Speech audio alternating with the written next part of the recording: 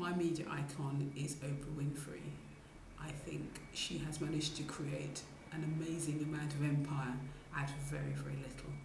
And for a woman to do so well in her field is, I think, exemplary.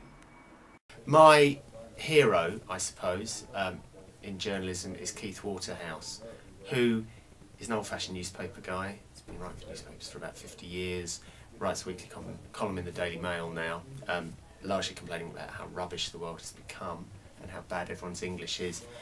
What I really like about him is that he combines that with writing very good screenplays, writing books, writing novels, always very funny, very, very good command of the English language, and his big point, which every sub-editing student should learn, is that less is more. He knows how to be funny with very few words.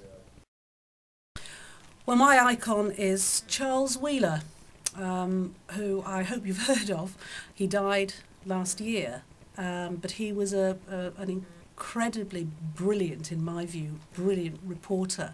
He was what's known as the reporter's reporter, and he had enormous empathy with people who he talked to and how he reported on events. So he's somebody who I have always admired, and I think he's a great loss to journalism, and he's definitely the person that I would like to emulate. Now, the person I really admire in today's media world is Robert Peston, the BBC's business editor.